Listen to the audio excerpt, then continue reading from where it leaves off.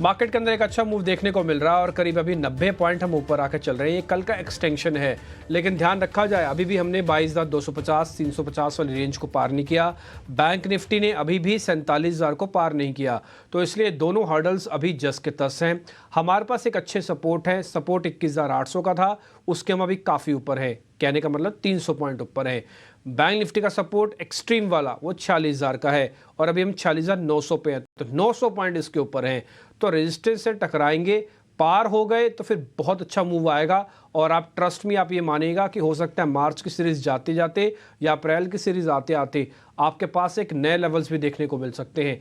लेकिन अगर ये नहीं होता तो फिर रेजिस्टेंस के पास टकराने के बाद हो सकता है प्रॉफिट बुकिंग वापस से हो जाए। मार्केट की ब्रेथ में अच्छा बदलाव हुआ है, डबल से ज़्यादा शेयर इस समय एफ एंड ओ के बढ़ के कामकाज कर रहे हैं। इंडिया विक्स भी आज ऑलमोस्ट फ्लैट है। 12.5 का इंडिया विक्स फियर पैदा नहीं करेगा, लेकिन 12.5 का इंडिया विक्स एक चीज़ पैदा करेगा, वो डलनेस पैदा कर सकता है। तो इसलिए हो सकता है अगले 2 से 4 दिन आप एक डल ट्रेड के तौर पर भी निकल जाएं। लेकिन आप सावधान रहिए, सचेत रहिए। जैसे हमने सुबह भी आपको कहा था, जो पोजीशन है सिर्फ उसको होल्ड करके बैठो, सिट टाइट होके बैठो, आपके पास प्रॉफिट चल कर आएगा। अगर आप इसमें उलझ गए या आपने कोई एक्सपेरिमेंट किए तो फिर ये दिक्कत हो जाएगी।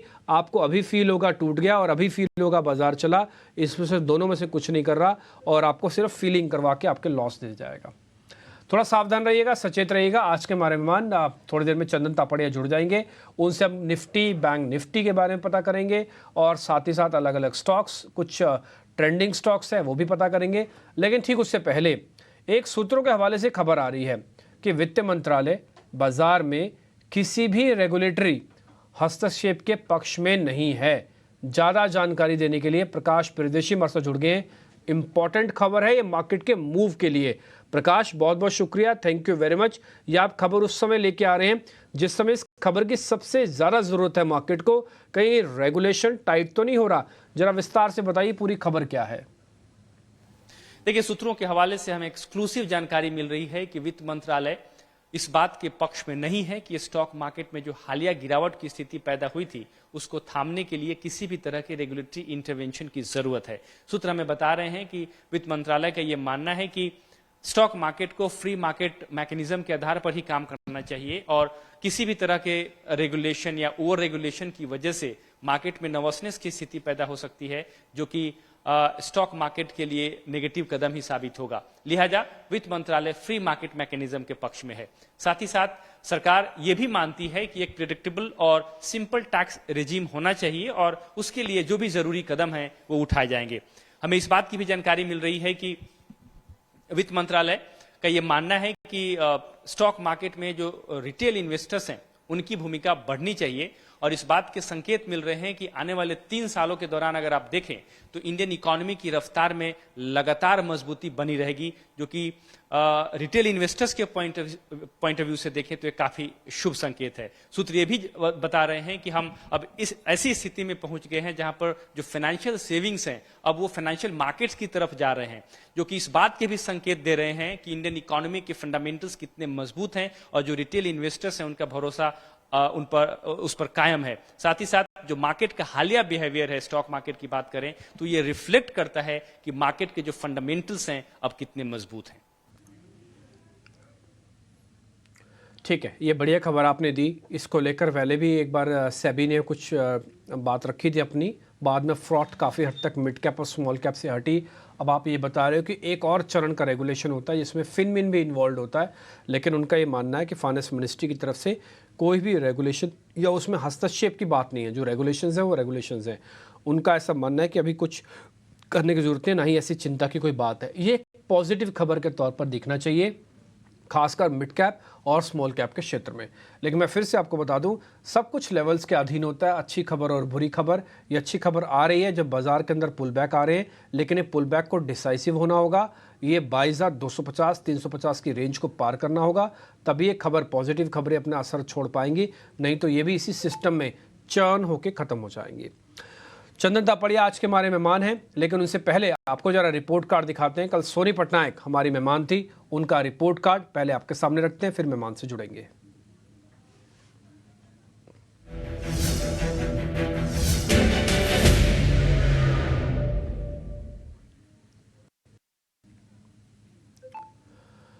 सोनी ने कल दी थी कॉल, उसमें सिंजिन दिया होगा आपको 700 की स्ट्राइक की कॉल, करीब 25% का गेन। कल किसी वजह से मैं कार्यक्रम में नहीं था तो मेरी सहयोगी सृष्टि ने शो किया होगा, तो उसके अंदर आपने देखा होगा जो कॉल्स पूछे गए उसका रिपोर्ट कार्ड हम आज आपके सामने रख रहे हैं। जीएसपीएल के अंदर करीब 2% का गेन। सिप्ला भी आपके लिस्ट में होगा, कल बाकायदा बाय कॉल के तौर पर दिया गया होगा, 1.5% वहाँ से भी मिला होगा। साथ ही शिल्पा राउत भी थी, आपको मालूम ही है कि दोनों मेहमान हम एक साथ लेके आते हैं। ग्रासिम की 2200 की कॉल में 25%, एल&टी फाइनेंस की कॉल में करीब 2% का गेन आपको यहाँ पे साफ साफ दिख रहा है। कुल मिला के आपको दोनों गैस ने बढ़िया ट्रेड दिए, सिलेक्टिव ट्रेड दिए, और इन्हीं सिलेक्टिव ट्रेड्स का बेनिफिट आपने ले लिया होगा। मैं फिर से बोलता हूँ, आप इन्हीं सभी प्रॉफिट्स का 50% और उसके बाद उसका भी 50% आप कर लो, तो 25% भी अगर आप वेटेज दे रहे हो तो मैं आपको डेली बेसिस पर ये रिपोर्ट कार्ड से प्रूव कर देता हूँ कि देखिए ये चीज़ आपके हक में जाती है। ये शो आप अगर मिस करते हैं तो आप एक बड़ा हिस्सा अपने पोर्टफोलियो डिज़ाइनिंग का मिस कर देते हैं। इस शो को देखना कंपलसरी समझिए, आप अच्छे से जानिए। मैं खुद इस शो का अपने आप में वेट करता हूँ कि जब मेरे मेहमान आएंगे तो कौन से ट्रेड देख रहे हैं, और मैं बड़ी रिग्रेसली अपने ही शो का वेट करता हूँ, क्योंकि इसकी डिज़ाइनिंग और इसका कुछ स्ट्रक्चर इस तरह से बनाया हो गया कि ट्रांसपेरेंट भी है, सामने सामने ट्रेड, साथ ही ऑनेस्टी के साथ हम रिपोर्ट कार्ड भी रखते हैं। खैर, हम आगे बढ़ जाते हैं। अब जरा आज के मेहमान से जुड़ने की कोशिश करते हैं। चंदन तापड़िया हमारे साथ जुड़ चुके हैं। चंदन सर, बहुत बहुत शुक्रिया, thank you very much. Sir, आपका एक लेवल हमारे बहुत काम आया। आपने 21,800 के आसपास का जो बेस बनाने की बात की थी, ऑलमोस्ट वो बेस हमारे को भी समझ में आ रहा था, और वहाँ से बाजार ने क्लोजिंग बेसिस नहीं दिखाया। इंट्राडे तोड़ा एक दो बार, और ठीक है, समझ में आता है, लेकिन क्लोजिंग बेसिस वहाँ से अच्छा पुल बैक आया, 300 पॉइंट है। लेकिन सर, आप भी ये बात जानते हो कि हम रेजिस्टेंस के वापस पास आ गए। ये 22,200 से 350 तक की रेंज एक टफ रेजिस्टेंस रेंज भी है। सर, चांसेस कितने हैं कि निफ्टी इस रेंज को पार कर देगा? जिनके पास लॉन्ग पोजीशंस पड़ी हुई है, इस झटके को उन्होंने झेल लिया, वो आगे की जर्नी देखेंगे या अभी यहीं पे रुक जाएं वो? जी नमस्कार। देखिए, सबसे पहले तो बाजार में पिछले लगभग 10 दिनों की बात करें तो 22,526 से लेके नीचे में 21,710 तक का डिक्लाइन देखा, और उस पूरे डिक्लाइन का 50% रिट्रेसमेंट आता है लगभग 22,122। और मैं आपको बताऊंगा, 2 दिन से हमारा क्लियर व्यू यही है कि मार्केट का एक बार शॉर्ट टर्म बॉटम बना है, 22,122 तक का यहाँ पे बाउंस बनना चाहिए। और आप देखोगे कल 22,080 का वो टॉप बना, और आज लगभग 22,100 के आसपास का टॉप बना।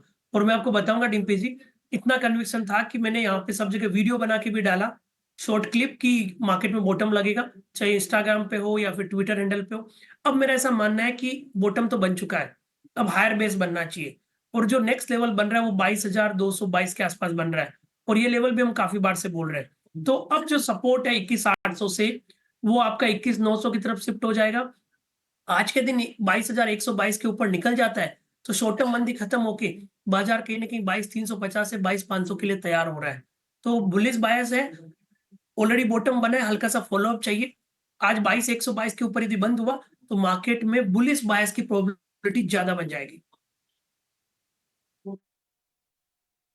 ठीक है, तो आप ये कह रहे हैं कि 22,350 तक के टारगेट है, यहाँ तक पुल बैक आने के भी चांसेस हैं। यही अपर रेंज है जो हम आपको सुबह भी नोटिस करवा रहे थे कि 250 से लेकर 350 वाली ना पूरा एक रेजिस्टेंस का एरिया है। फाइनली सर भी उसी रेजिस्टेंस के टॉप पे आपको रुकवा रहे हैं अभी भी 22,350। एक बार ये पार हो जाना तो ट्रस्ट मी, आपको सर भी बताएंगे, थोड़ा बहुत हम भी आपको गाइड करने की कोशिश करेंगे कि उसके बाद का जो मूवमेंट है ना वो काफ़ी फास्ट और फ्यूरियस आएगा। ये कुछ कुछ वैसे भी आ सकता है जैसे आप नीचे आए ना, वैसे आप ऊपर भी तेज़ी से स्पीड से जा सकते हैं 500 पॉइंट तक भी, और अब 22,800 को वापस कॉन्कर भी कर सकते हैं। लेकिन उसके लिए कम से कम 22,350 की रेंज को लाना होगा, टिकाना होगा, तोड़ना भी होगा। फिलहाल आप वहीं तक के टारगेट रखें। चंदन सर, मेरे को अच्छे से याद है जो जिसके बारे में आप बता रहे थे, घूम फिर के वो वीडियो मेरे पास भी आया। खैर, आप मेरे को जरा ये भी बता दीजिए कि बैंक निफ्टी के अंदर क्या करना चाहिए? बैंक निफ्टी में लगभग 2300 पॉइंट का डिक्लाइन देखने को मिला। बैंक निफ्टी में 48,161 से लेके नीचे में 45,800 तक का डिक्लाइन था, और उसका 50% रिट्रेसमेंट एग्जैक्ट 47,000 पे आ रहा है। और कल के दिन का हाई भी वही था, और आज के दिन का हाई भी उसके आसपास है। सो 47,000 के ऊपर निकलते ही बैंक निफ्टी में नई तेजी स्टार्ट हो जाएगी। कहीं ना कहीं बैंक निफ्टी 46,500 का हायर बेस बना रहा है, तो ऐसा मानना है कि 46,500 का सपोर्ट बनना चाहिए। उस सपोर्ट से खरीद सकते हो, 47,000 के ऊपर टिके तो नया पोजिशन ले लीजिए। और कहीं ना कहीं यदि निफ्टी को चलना है तो बैंक निफ्टी का सपोर्ट होगा। हमारे टारगेट यहाँ पे 47,500 के, बट 47,000 के ऊपर यदि आए तो कन्विक्शन बढ़ा के क्वांटिटी भी बढ़ा सकते हो। तो 46,500 के सपोर्ट से 47,500 तक के लेवल यहाँ पे बनने चाहिए बैंक निफ्टी। ठीक है, तो आप बैंक निफ्टी के अंदर कह रहे हो और भी तेजी के लेवल बन सकते हैं, लेकिन एक अच्छी चीज़ जो अभी आपने नोटिस करवाई है कि 46,000 के बेस को अब 46,500 कर रहा है, एक नया बेस कैंप हो गया। वही हमने स्टॉप लॉस में लिखा है। ये पहले 1000 की श्रेणी में चलता था, आपको ध्यान है, 46,000 से 47,000, 46,000 एक्सट्रीम बॉटम, 47,000 एक पुल बैक का एरिया। अब आप देखो बॉटम में ना 500 पॉइंट जुड़ गए हैं, नीचे से स्ट्रेंथ आई तो 46,500 हो गया और ऊपर पे हमने 47 की जगह 47,500 कर दिया। ये जो 500 पॉइंट का नॉच चेंज हुआ है ना, इसी वजह से हुआ है। अब आप अपनी स्क्रीन पर उसको नोटिस भी कर रहे होंगे। ठीक जी, 47,500 आपका टारगेट और 46,500 आपका स्टॉप लॉस, दोनों के अंदर बुलिश व्यू। और हमें लगता है कि चंदन सर जो बात रख रहे हैं ये अगले हफ्ते तक सच हो सकती है। अभी तो 3 दिन की एक्सटेंडेड छुट्टी है, लेकिन अगला हफ्ता शायद आपके लिए बहुत बेहतर भी रह सकता है। और ध्यान रखिएगा अगला हफ्ता डेरिवेटिव एक्सपायरी का भी है और डेज कम है, मंडे की छुट्टी है, फिर फ्राइडे की भी छुट्टी है, तो सिर्फ ट्यूसडे, वेडनेसडे और थर्सडे 3 दिन काम होगा। 3 दिन में बाजार एक तरफा भी कर सकता है। तो निफ्टी बैंक निफ्टी का व्यू पॉइंट आपके पास आ गया। अब जरा आगे बढ़ते हैं और ताज़ा खरीदारी वाले शेयर्स आपके स्क्रीन पर रखते हैं।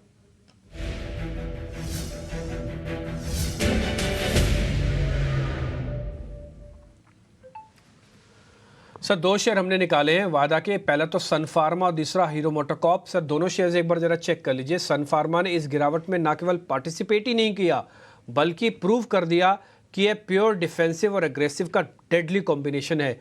ये अपने आप को रोकता भी है और गिरते हुए बाजार में चलता भी है। सन फार्मा वो शेयर बना। दूसरा हीरो मोटोकॉर्प का बेस बहुत प्यारा बनता है सर जब भी बनता है, और ये पुल बैक जब भी कवरिंग करता है तो बहुत अच्छे से पार्टिसिपेट करता है। जरा दोनों पर आपका व्यू पॉइंट सर। सन फार्मा की बात करें तो सन फार्मा ने काफी अच्छा रनअप पिछले 7-8 दिनों के करेक्शन के बाद देखा। तो वीकली चार्ट सेटअप पॉजिटिव है, नया मूव बनना चाहिए। लॉन्ग पोजीशंस होल्ड करने की सलाह रखेंगे। 1570 का सपोर्ट है, ऊपर में 1680 के टारगेट के लिए। हीरो बात करें तो अच्छा लग रहा है। इनफैक्ट पूरे ऑटो सेगमेंट में पॉजिटिव व्यू है। चाहे आप मारुति की बात करें, टाटा मोटर्स की बात करें, तो हीरो मोटो पे खरीदारी की सलाह इंटेक्ट रहेगी। 4,550 का सपोर्ट है, कहीं ना कहीं 4,900 तक के टारगेट यहाँ पे बढ़ने चाहिए।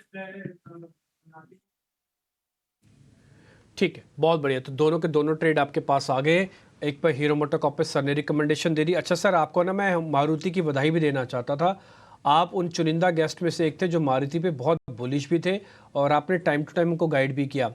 इसके अलावा सोनी पटनायक, आपने और एक हमारे मेहमान और थे, उनका मेरे को नाम ध्यान नहीं आ रहा, उन्होंने भी मारुति के बारे में काफ़ी एग्रेसिवली बोला था। तो आप तीनों का ही बहुत शुक्रिया अदा, आपने अच्छे से हमको गाइड किया।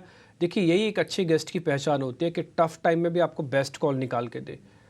अच्छे टाइम में तो सारी अच्छी कॉल्स तो निकल ही जाएंगे, वो तो अक्कड़ बक्कड़ बम्बे वो करके भी निकल जाएंगी, लेकिन जब टफ टाइम होता है ना मार्केट का, उस समय जो अच्छी कॉल निकाल के देता है वो ट्रू एनालिस्ट होता है, क्योंकि वो अपनी भावनाओं को और अपनी इंटेलिजेंस को अलग अलग तरीक़ों से कैलकुलेट करके आपको सारी चीज़ें दे रहा होता है। भावनाओं को वेटेज नहीं देता, डाटा को वेटेज दे के आपके सामने ट्रू पिक्चर रखता है।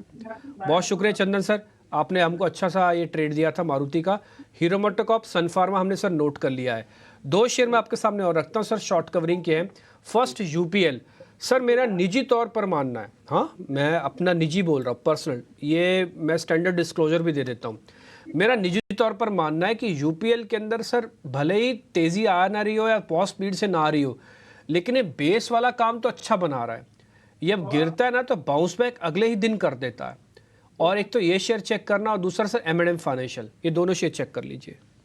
ओके, सबसे पहले हम यूपीएल की बात करें। देखिए यूपीएल में भले डेली चार्ट पॉजिटिव है, आज एक परफेक्ट मोरूबोजू काइंड ऑफ कैंडल बन रहा है, बड़ी शॉर्ट कवरिंग हुई है, ओपन इंटरेस्ट 11% कम हुआ है, बट ये शॉर्ट कवरिंग इसलिए कम हुई है क्योंकि बहुत बड़े शॉर्ट्स बने हुए थे और आप वीकली चार्ट में लोअर टॉप लोअर बॉटम बन रहे थे। तो बाउंस बन रहा है, बट मैं इस बाउंस को नहीं प्ले करना चाहूंगा क्योंकि मेरे को ये सेक्टर नहीं समझ में आ रहा है, ये काउंटर नहीं समझ में आ रहा है। बट यस, किसी को लेना है तो 455 का सपोर्ट रखे, ऊपर में 480 के बाउंस को प्ले करने के लिए। अब हम M&M फाइनेंस की बात करें तो यहाँ पे बॉटम बन चुके हैं। यहाँ पे 266 266 के सपोर्ट से खरीद सकते हो, 285 के टारगेट के। तो यूपीएल पे आपका पहले की कन्विक्शन हाई नहीं है, लेकिन फिर भी छोटा मोटा मूव जो आएगा वो हमने लिख दिया है। मैं ये बात डिस्क्लोजर में भी दे दूं कि चंदन सर का उतना है नहीं इस पे बुलिश व्यू। यूपीएल पे। तो आपको थोड़ा देख के चलना है। हाँ, आप क्वांटिटी कम भी करना चाहो, क्वांटिटी भी कम कर सकते हो। दूसरा M&M फाइनेंस का है। एक बार जरा इसका टारगेट स्टॉप लॉस आप लिख लो, 280 और 266। छोटा स्टॉप लॉस, छोटा टारगेट है, एक स्विंग का बेनिफिट आपको मिलेगा। आपके पास हमने चारों शेयर रखे, चारों के चारों पास होके आए। मैं फिर भी प्रेफरेंशियल ऑर्डर में आपको बता देता हूँ। हीरो मोटोकॉर्प सर को काफ़ी पसंद है, सन फार्मा भी ठीक लग रहा है उनको, दोनों पे उन्होंने ट्रेड दे दिया। यूपीएल और M&M फाइनेंस में से M&M फाइनेंस ज़्यादा ठीक लगा, यूपीएल हम चौथे नंबर पे रख लेते हैं। तो आपको समझ में आ गया कि मैं क्या कहना चाहता हूँ। मोटा मोटी सारे शेयर, सारे स्टॉप लॉस टारगेट आपके सामने रख दिए। मार्केट के अंदर आपको हरा रंग थोड़ा ज़्यादा दिख रहा है, कल भी दिखा, आज भी थोड़ा दिख रहा है, लेकिन ये होली का महोत्सव है, इसलिए सभी चीज़ उसी रंग में रंगती हुई दिख रही हैं। इसलिए हमने भी एक काम किया है, हमने होली की पिचकारी यानी कि ये प्रॉफिट की जो पिचकारी है वो आपके लिए रखी हुई है, और हर एक घंटे में आपके सामने कोई ना कोई शेयर ज़रूर लेके आते हैं। आज भी प्रॉफिट की पिचकारी के अंदर इस घंटे का एक शेयर हम आपके सामने रखना चाहते हैं, और बताने के लिए मेरे साथ मेरे सहयोगी गौरव जुड़ चुके हैं। गौरव, एक बार ज़रा बता दीजिए आप। जी हाँ, तो बात करते हैं रिलायंस इंडस्ट्रीज़ की, क्योंकि यूबीएस ने बाय रेटिंग बरकरार रखते हुए टारगेट प्राइस जो है वो बढ़ा के 3,420 रुपीज़ का किया है। तो उनका मानना ये है कि कहीं पे अगर हम पिछले 2 सालों की बात करें तो कहीं पे हमें कंसेंसस का एक बेरिश व्यू देखने को मिला था रिलायंस इंडस्ट्रीज़ को लेके, जहाँ पे उन्होंने एक ईपीएस कट देखने को मिला था इस कंपनी में, क्योंकि कंज्यूमर सेगमेंट्स में जो उसका बिजनेस है उस पर कहीं पे बेरिश व्यू हमें देखने को मिल रहा था।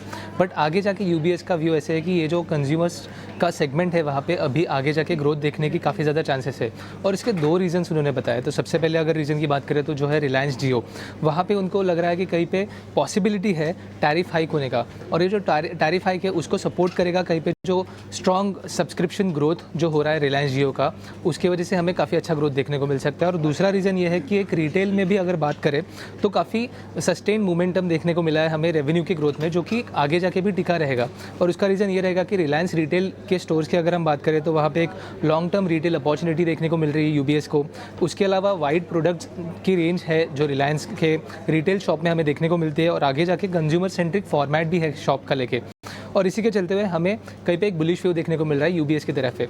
उसके अलावा अगर हम बात करें तो केपेक्स की भी अगर बात करें तो उनका मानना है कि कहीं पे $10 बिलियन का केपेक्स जो है मतलब जो डेट है वो कहीं पे रिड्यूस होते हुए देखने को मिल सकता है अगले 2 सालों में, क्योंकि केपेक्स में कहीं पे स्लो डाउन देखने को मिल सकता है, और इसी सब के चलते हुए ये एक बुलिश व्यू हमें देखने को मिल रहा है। और आखिर में अगर हम वैल्यूएशन की भी बात करें तो वैल्यूएशन इसी सब के दौरान भी अगर हम EV to EBITDA forward 12 month forward EV to EBITDA अगर देखें तो 12.3 टाइम्स पे ये ट्रेड करता है, जबकि हिस्टोरिकल रेंज जो है इसका 12.4 है।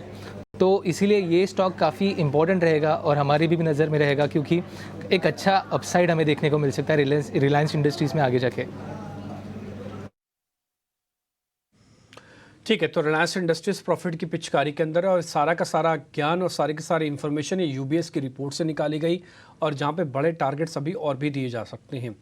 तो रिलायंस इंडस्ट्रीज यूबीएस पे है। एक काम करिए चंदन सर, आपसे मैं कुछ मंदी के शेयर पता करूं, इससे पहले जरा रिलायंस इंडस्ट्रीज पे व्यू तो दीजिए, क्योंकि मेरे को भी मार्केट में ना लीडरशिप की तलाश है। आप भी कह रहे हैं कि 350 तक तो आ ही सकते हैं, तो लीडरशिप किसके हाथ में आएगी? रिलायंस दे सकता है सर लीडरशिप? देखिए, लीडरशिप की बात करें तो मेरे को कहीं ना कहीं ऐसा लग रहा है किसी न किसी बैंक्स को आना पड़ेगा सबसे पहले तो, क्योंकि बैंक निफ्टी चलने से ही आपका मार्केट में मूवमेंट आएगा।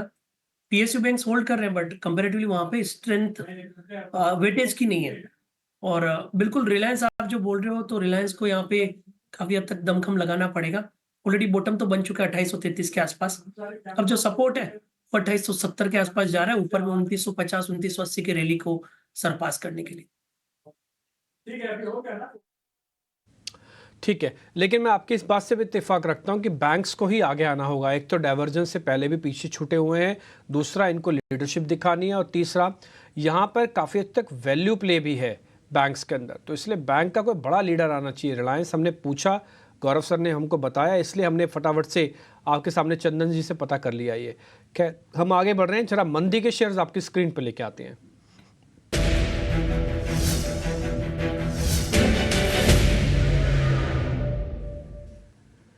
सर, बिकवाली के 2 शेयर आज जो हमने निकाले हैं ना, दोनों के दोनों आई लेटर से शुरू है। फर्स्ट इन्फोसिस, दूसरा इन्फो एज। सर दोनों चेक कर लो। इन्फोसिस तो आपको पता ही है, एसेंचर की रिपोर्ट आई, चलती हुई चीज़ पे वापस ब्रेक लग गया, 2% नीचे, ट्रस्ट नहीं आ पा रहा है आईटी कंपनीज पे। दूसरा इन्फो एज सर 1.5% ये भी नीचे है।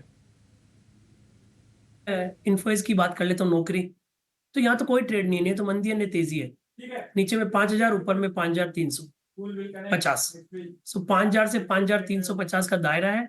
2 दिन में अच्छी तेजी हुई, आज डिप मारा, वापस रिकवरी हुई, तो कोई भी ट्रेड यहाँ पे समझ में नहीं आ रहा है। अब हम इन्फोसिस की बात करें तो मार्केट का दिग्गज काउंटर लगातार लोअर टॉप लोअर बॉटम है, तो यहाँ पे बाउंस आए तो बिक वाले कर सकते हो। हर्डल है वो लगभग 1570 के आसपास है, नीचे में 1460 तक के डाउन साइड बन सकते हैं।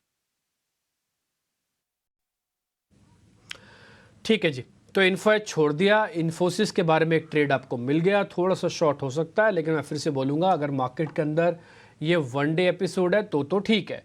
अगर ये वन डे एपिसोड से थोड़ा भी खिंच जाता है ना, तो आप इन्फोसिस की इस कॉल का इस्तेमाल कीजिएगा। अगर आपको लग रहा है, खुद से फील हो जाएगा कि नहीं इन्फोसिस तो नीचे की तरफ धकेला नहीं जा रहा, बाहर आ जाना। 1570 आपका स्टॉप लॉस है, फिर भी हमने दे दिया, और 1460 आपका टारगेट है। वॉल्यूम थोड़ा कम रखना। ये मोटा मोटे सौदे हमने आपके सामने रख दिए। 4 तेजी के 2 मंदी के सौदे थे, सभी के सभी सौदे फ्री फटाफट से स्क्रीन पर चला दीजिए, ताकि कोई अगर किसी से छूट गया हो तो वो नोटिस हो पाए। और किसी से कोई भी ट्रेड स्टॉप लॉस और टारगेट के बिना मत लेके जाइएगा, ना ही अपना त्यौहार खराब कीजिए इस मार्केट की वॉलिटिलिटी के अंदर। शांति से बैठिए, देखिए, सोचिए, ट्रेड को प्रोटेक्ट कीजिए। ये इस समय की मांग है, और आपको भगवान ने चाहा तो सब कुछ अच्छा ही होगा और बढ़िया ही होगा। बस अब थोड़ा सा शांति से इस मार्केट के फेज को निकल जाने दें। चंदन सर से हम एक काम करते हैं, उनसे जरा उनके ट्रेडिंग कॉल्स पता कर लेते हैं। चंदन सर, आपके ट्रेडिंग कॉल्स।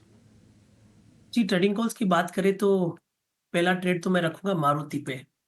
पेट्रोल खत्म ही नहीं होता, लास्ट वीक रिकमेंड किया, अभी भी चल रहा है, और अपने लाइफ टाइम हाई पे ये काउंटर खड़ा है। ऑटो काउंटर अच्छे लग रहे हैं, और वीकली चार्ट में आप देखोगे एक बहुत बड़ा राइजिंग चैनल जिसको मैं लगभग 1.5 साल से फॉलो कर रहा हूँ, उस राइजिंग चैनल को ब्रेकआउट देके वापस रिटेस्ट करके चला है।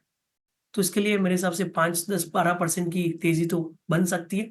बट यस, इमीडिएट बेसिस पे 11,850 का स्टॉप लॉस, 12,600 का टारगेट। और ऑलरेडी आपको मैं बताऊंगा, इसमें हम 11,400 से तेजी कर रहे हैं, और ऑलरेडी यहाँ पे 800 पॉइंट का रनअप तो आ चुका है। अभी भी हमारा मानना है कि अब 11,850 का ट्रेलिंग स्टॉप लॉस करें 12,600 के टारगेट के लिए। दूसरा ट्रेड रहेगा अपोलो हॉस्पिटल। अपोलो हॉस्पिटल है, यहाँ पे बॉटम बन चुका है, 15 दिन का कंसोलिडेशन ब्रेकआउट है, राउंडिंग फॉर्मेशन बन रहा है। 6,150 के स्टॉप लॉस से 6,600 के टारगेट यहाँ पे बनने चाहिए। अपोलो हॉस्पिटल और मारुति। सर, मारुति के मैं ऑलरेडी आपको बधाई दे चुका हूं, मैं एडवांस में भी आपको बधाई दे सकता हूं, क्योंकि आपने शेयर काफ़ी अच्छे से पकड़ा। ना केवल पकड़ा, बल्कि अभी भी आप ट्रेलिंग स्टॉप लॉस के साथ बने हुए हैं। ये कन्विक्शन और एक अच्छे इन्वेस्टर स्विंग ट्रेडर्स की पहचान भी होता है। मारुति आप नए टारगेट्स दे रहे हैं 12,200 का, दूसरा 600 के, और अपोलो हॉस्पिटल आपकी लिस्ट में दूसरा शेयर है। बहुत बहुत शुक्रिया sir, thank you very much आज समय देने के लिए, और हैप्पी होली सर। होली की आपको बहुत बहुत बधाई, अच्छे से एंजॉय कीजिएगा। मंगलवार को आपसे मिलते हैं सर। बहुत बहुत शुक्रिया sir, thank you very much. तो फिलहाल इस कार्यक्रम से भी इतना ही, नमस्कार।